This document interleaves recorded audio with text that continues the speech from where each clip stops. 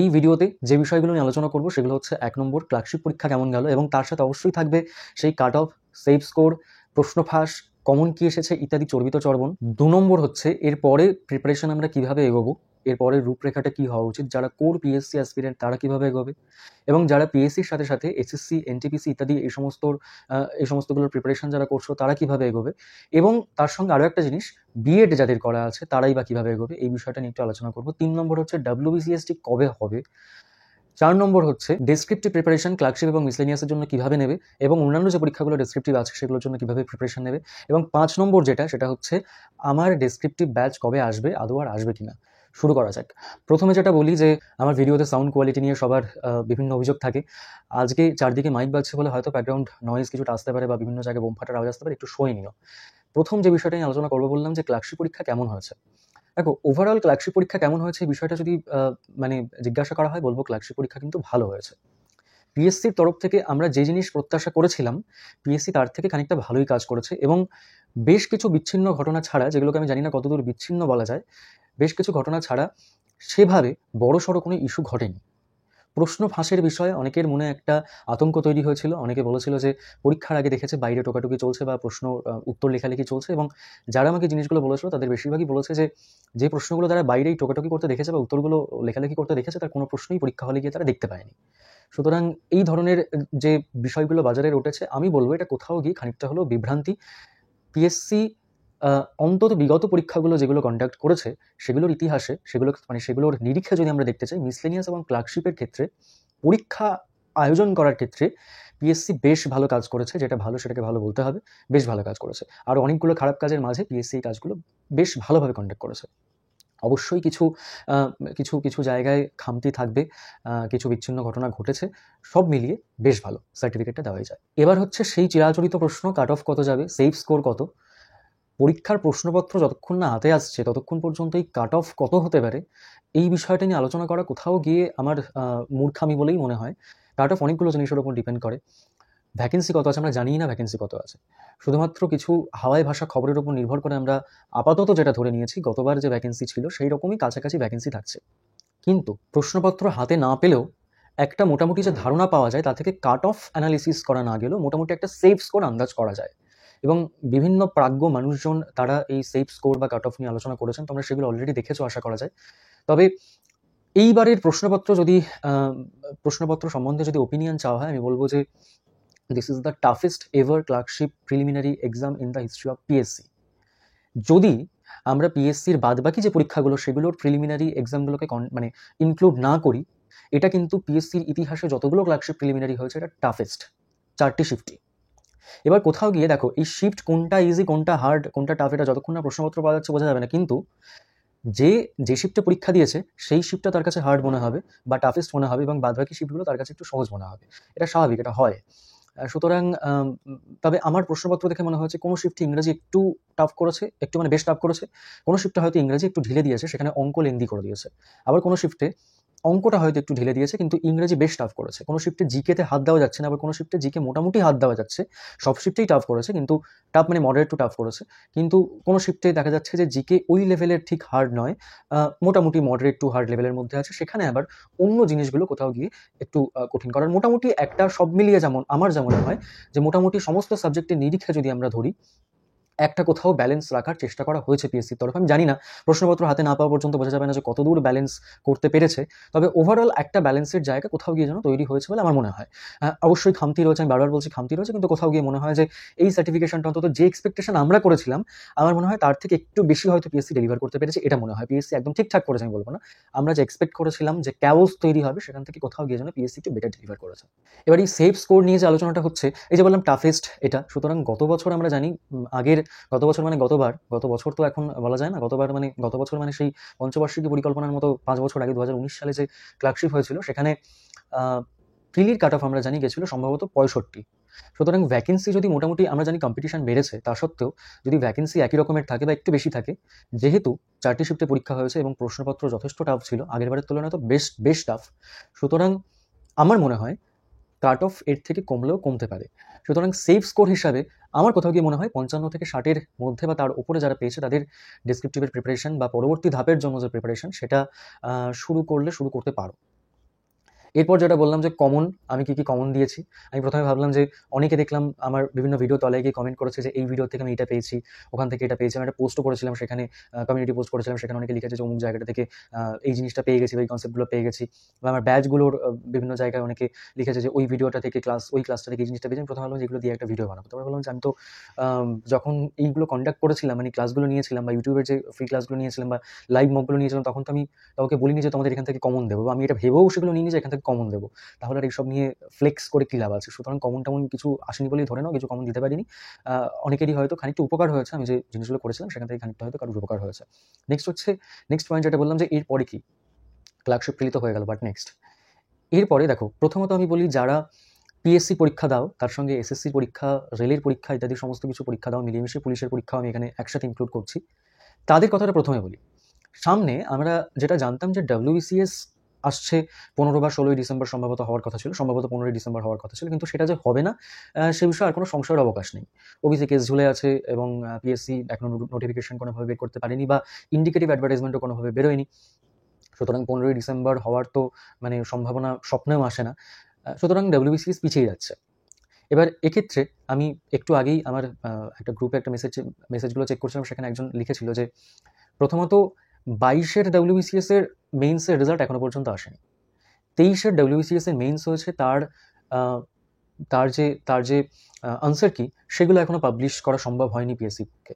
24-এর notification এখনো পর্যন্ত আসেনি। সুতরাং সেই 22 থেকে ঝুলতে জিনিসটা আসছে। WBCS প্রিলিমিনারি 2024 সেটা কবে হবে আমরা কেউ জানি না। অনেকে বিভিন্ন রকমভাবে আন্দাজ করছে, জানুয়ারি, ফেব্রুয়ারি, মার্চ, এপ্রিল। তবে কোথাও গিয়ে মনে হয় ইন্ডিকেটিভ অ্যাডভার্টাইজমেন্টের পরে অন্তত 1 মাস ফর্ম ফিল আপ করার সময় দেওয়া হবে এবং তারও অন্তত 1-2 মাস সময় লাগবে প্রস্তুতি করার জন্য WBCS প্রিলিমিনারির জন্য। সুতরাং 3-4 মাসের আগে WBCS প্রিলিমিনারি হবে বলে কোনো অ্যাঙ্গেল থেকে মনে হয় না। তাহলে এই মুহূর্তে কি প্রিপারেশন করা উচিত? যারা রেলের যে টেকনিক্যাল পরীক্ষাগুলো সামনে যেগুলো রয়েছে, জেই রয়েছে, টেকনিশিয়ান রয়েছে, এএলপি রয়েছে, এগুলো নভেম্বর ডিসেম্বর মাস জুড়ে হবে।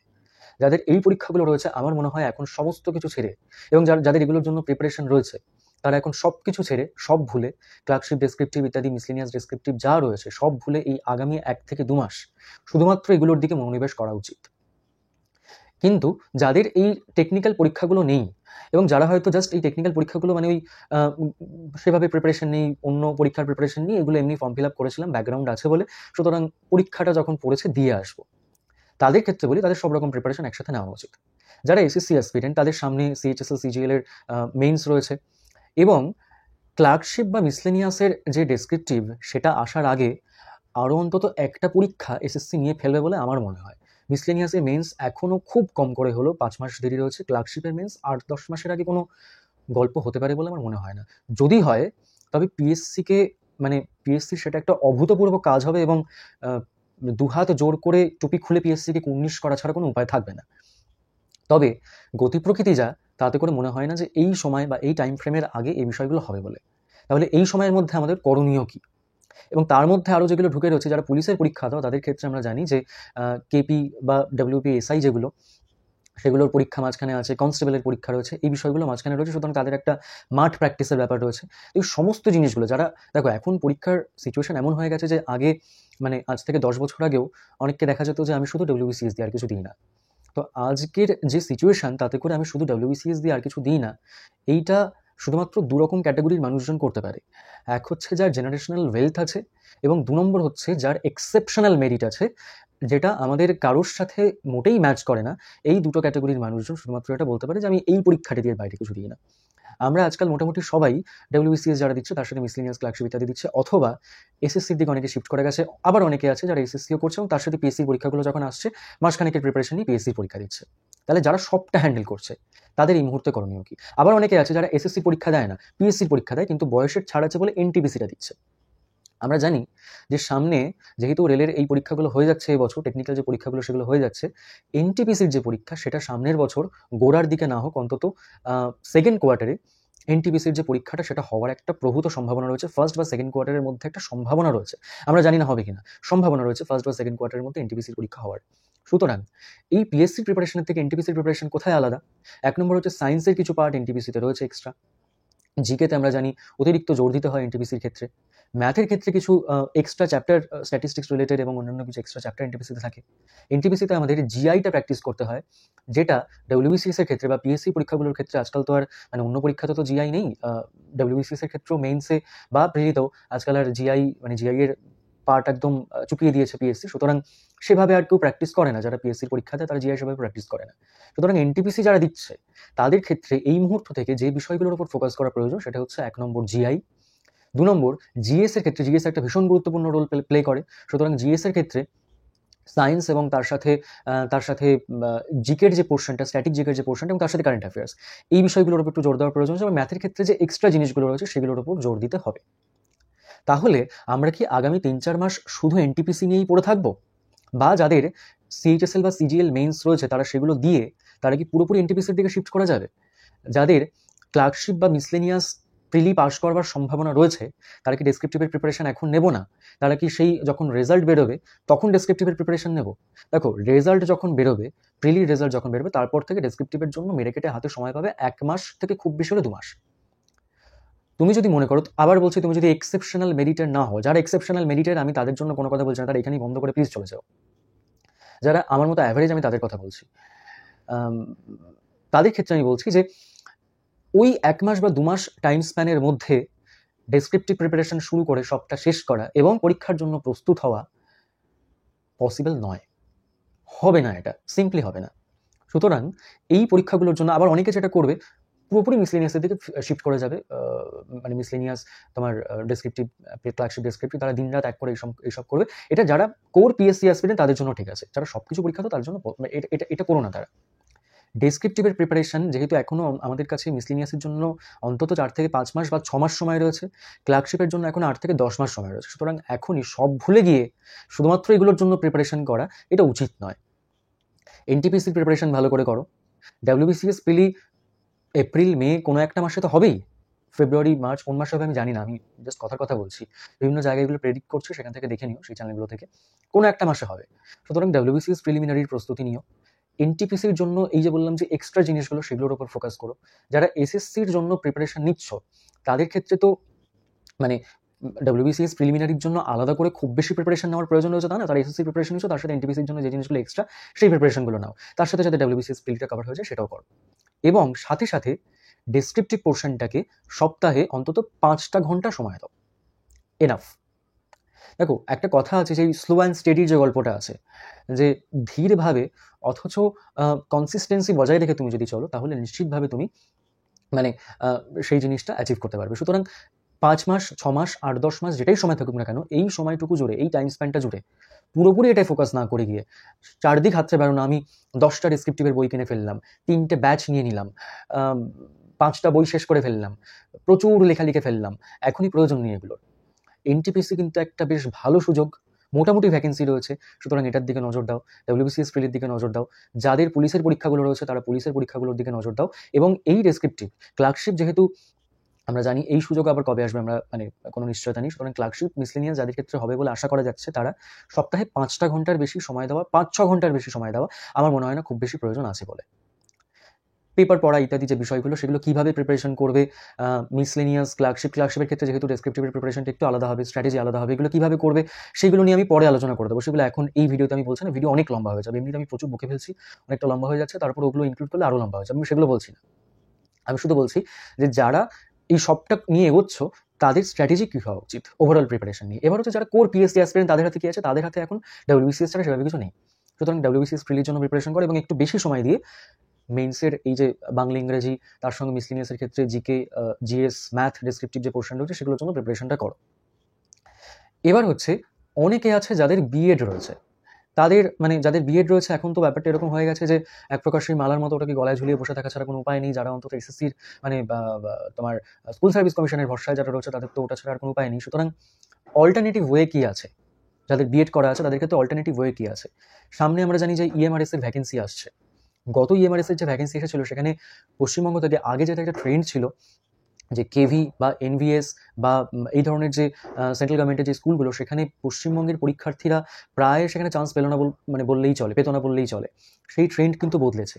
সুতরাং যাদের বিএড রয়েছে তাদের জন্য অল্টারনেটিভ অপশন কী কী রয়েছে এটা নিয়ে এবং যাদের ক্ষেত্রে টিচিং একটা প্যাশনের মতো, তাদের ক্ষেত্রে কী কী করা যেতে পারে, অল্টারনেটিভ ওয়ে কী আছে, এটা নিয়ে একটা ভিডিও এই বিষয়ের অবিসংবাদিত, শুধুমাত্র মানে এক্সপার্ট নন, অবিসংবাদিত একজন টিচার এবং গাইড এবং কাউন্সিলর, সিলার নয়, তাকে আমি চেষ্টা করছি আমাদের চ্যানেলে এনে একটা এই বিষয়ক একটা ভিডিও তোমাদেরকে দেওয়ার খুব শিগগিরই।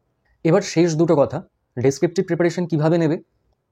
দেখো, বাংলা ইংরেজিতে যেগুলো আসে সেগুলো বিরাট যে রকেট সায়েন্স কিছু সেরকমটা মোটেই নয়, বা বিরাট লিটারারি ভ্যালু অ্যাড করতে হবে, এই বিষয়গুলো তোমরা অনেক জায়গায় শুনবে যে সাহিত্য গুণ থাকতে হবে লেখার মধ্যে, তবে নম্বর পাওয়া যাবে, আদারওয়াইজ পাওয়া যাবে না, ইত্যাদি বিষয়গুলো শুনবে। এগুলো জাস্ট তোমাদের মনের মধ্যে খানিকটা ভয় ঢুকিয়ে দেওয়া, যাতে করে কোর্স কেন, অন্য কিছু নয়। সুতরাং এগুলো নিয়ে চিন্তা করে লাভ নেই। এবং পিএসসি ক্লার্কশিপের ক্ষেত্রে, যেটা আমি প্রিলিমিনারির আগেও বলেছি, কোথাও গিয়ে গতবারের যে ক্লার্কশিপ হয়েছিল, মেইনস যেটা হয়েছিল, সেখানে কোথাও গিয়ে ডেসক্রিপটিভের ক্ষেত্রে স্কিলের থেকে লাখ বেশি করে কাজ করেছিল, ভাগ্যের ওপর নির্ভর করে মানুষজন নম্বর পেয়েছিল। সেটা যদি আমরা ওই যেটা মার্কসের যে লিস্ট দিয়েছিল একটা হাইকোর্টের জাজমেন্টের উপর বেস করে, সেটা যদি আমরা দেখি, আমি আগেও দেখিয়েছিলাম, এটা আমি স্ক্রিনশট দিয়ে দেখিয়েছি, যে কিভাবে শুধুমাত্র ভাগ্যের ওপর নির্ভর করে খেলা ঘুরে গিয়েছিল কিছু জনের, এবং কিছু জন সেখানে হয়তো, আমি কাউকে অ্যাকিউজ করছি না, হয়তো পাওয়ার কথা ছিল না কিন্তু পেয়ে গেছে, মেরিট লিস্ট ওপরের দিকে থাকার কথা ছিল না, তারা উঠে গেছে, এরকম কিছু ঘটনা ঘটেছে বলে আমার মনে হয়। সুতরাং এবছর যাতে করে ডেসক্রিপটিভে সেই জিনিসটা না হয়, এখন থেকে সেই বিষয় নিয়ে আওয়াজ তোলা উচিত। এবং ক্লার্কশিপের প্রিলিমিনারি নর্মালাইজেশন যারা বলেছিল, আমি প্রথম থেকে বলে এসেছি, প্রিলিমিনারির থেকে বেশি করে নর্মালাইজেশন প্রয়োজন ডেসক্রিপটিভের ক্ষেত্রে। পার্ট 2 এ নর্মালাইজেশন প্রয়োজন। কিভাবে প্রয়োজন? ইউপিএসসি যেভাবে স্কেলিং করে, এই প্রসেসটা আমি আগেও বলেছি, যেভাবে স্কেলিং করে সেইভাবে ডেসক্রিপটিভে নর্মালাইজেশন প্রয়োজন। কেননা পিএসসি একজনকে দিয়ে সব খাতে চেক করায় না। পিএসসি ডেসক্রিপটিভ পরীক্ষা কয়েক হাজার ছেলে মেয়ে দেবে, 30-40 হাজার ছেলে মেয়ে দেবে। সুতরাং 30-40 হাজার খাতা চেক করবেন, মানে বেশ কিছু টিচার মিলে এই 30-40 হাজার খাতা চেক করবেন, এবং এই টিচারদের এক একজনের নম্বর দেওয়ার প্রক্রিয়া এক এক রকম হবে। সুতরাং ইউপিএসসি যে স্কেলিং পদ্ধতি মানে প্রচলিত আছে, যে একজন টিচারের হাত থেকে হাইয়েস্ট যে নম্বরগুলো এসেছে, 10টা নম্বর এসেছে, সেগুলোর অ্যাভারেজ করে একটা নর্মালাইজেশন পদ্ধতি চালু করা, যাতে করে অমুক টিচার যে নাম্বার দিয়েছেন এবং তমুক টিচার যে নাম্বার দিয়েছেন, দুজনের মার্কসের মধ্যে খুব একটা হেরফের না হয় এবং কোনো পরীক্ষার্থী যেন বঞ্চিত না হয়, এই বিষয়টা নিয়ে এই মুহূর্ত থেকে আওয়াজ তোলা প্রয়োজন। এটা কিন্তু শেষে গিয়ে বললে কিছু হবে না। সুতরাং এটা নিয়ে এই মুহূর্ত থেকে আওয়াজ তোলা প্রয়োজন, যে ডেসক্রিপটিভের ক্ষেত্রে যেন কেউ বঞ্চিত না হয় গতবারের মতো। প্রিপারেশন কিভাবে নেবে? একটা যে কোনো গ্রামার বই, পিকে দে সরকার হোক, আমি বলবো বেস্ট পিকে দে সরকার ডেসক্রিপটিভের জন্য। সেখান থেকে আমরা জানি কি আসে, রিপোর্ট আসে, ট্রান্সলেশন আসে, আর তোমার প্রেসি আসে। এগুলো খুব কমন জিনিস, যে কোনো বইতে আছে। সেখান থেকে ভালো করে প্যাটার্নগুলো দেখে নিয়ে নিজে নিজে প্র্যাকটিস করতে থাকো। বেস্ট কি? বেস্ট হচ্ছে, দেখো কোথাও একটা গিয়ে গাইডেন্স দরকার। এবার গাইডেন্সটা কার থেকে নেবে? এখন যা সিচুয়েশন, আগে কি হতো, মানে আজ থেকে কয়েক বছর আগেও যখন অফলাইনের মানে অফলাইন কোচিংয়ের বিষয়গুলো প্রচলিত ছিল, তখন বাঘা বাঘা ইংরেজি শিক্ষকরাও ডেসক্রিপটিভ পড়াতেন না, ভয় পেতেন যদি কোথাও কিছু গন্ডগোল হয়। কিন্তু যেহেতু এখন অনলাইনের যুগ চলে এসেছে, এই যে আমাদের মতো যারা, মানে আমার মতো যারা লেম্যান বা একদম অ্যামেচার এই বিষয়ে খুব একটা কিছু জানে না, তারাও আমরা ডেসক্রিপটিভ পড়াতে শুরু করে দিয়েছি অনলাইনের ভরসায়। সুতরাং আমাকে সেদিন একজন দেখালো যে VAGUE, এটাকে ভেইগ উচ্চারণ না করে যে ভ্যাগো উচ্চারণ করছে, তিনিও ডেসক্রিপটিভের অ্যাড দিচ্ছেন। সুতরাং চারদিকে দেখবে ডেসক্রিপটিভ ব্যাচ। এই আমারও কিছুদিন পরে আমি লঞ্চ করে বলবো, এসো এসো সবাইকে আমি ডাকবো। সুতরাং চেষ্টা করবে এই অনলাইন ডেসক্রিপটিভ ব্যাচ যতটা সম্ভব অ্যাভয়েড করার।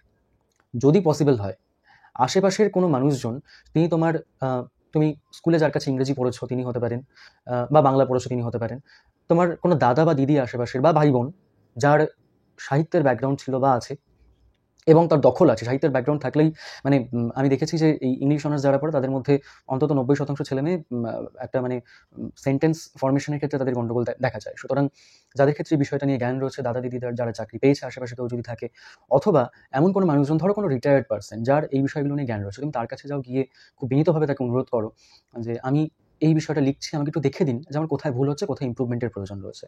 আমি বলবো ক্লার্কশিপের জন্য, পার্টিকুলারলি ক্লার্কশিপ মিসলিনিয়াসের জন্য অনলাইন কোনো ব্যাচে ভর্তি হওয়ার থেকে, এরকম যদি কোনো গাইডকে তোমরা পাও যিনি তোমার ফ্রেন্ড, ফিলোসফার অ্যান্ড গাইড হিসেবে কাজ করবেন, সেটা হচ্ছে সব থেকে বেস্ট।